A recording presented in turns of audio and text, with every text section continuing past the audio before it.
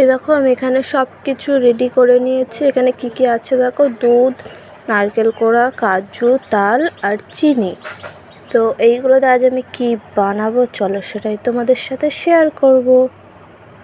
তো এইদিকে দেখো সব কিছু রেডি করে নিয়ে এদিকে কড়াইটা বসিয়ে দিয়েছি গ্যাসে। কড়াইটা গরম হয়ে গেছে, তারপর আমি পরিমাণ মতন তাল দিয়ে দিলাম, মানে তালের পাল্পটা দিয়ে দিলাম। তো এবার ভালো করে একটু নাড়াচাড়া করে নেব।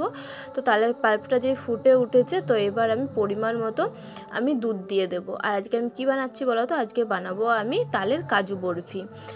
তো তোমরা কি কোনোদিনও খেয়েছো? খেয়ে থাকলে অবশ্যই কমেন্ট করে আমাকে জানিও।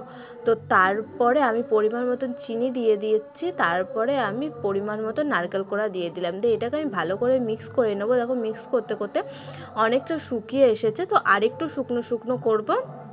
তো আরেকটু ভালো করে নাড়াচাড়া করে এবারে আমি কুচি কুচি করে কেটে রাখা কাজুগুলো দিয়ে দিলাম। দিয়ে তারপরে এবারে আমি ভালো করে নাড়াচাড়া করে নেব।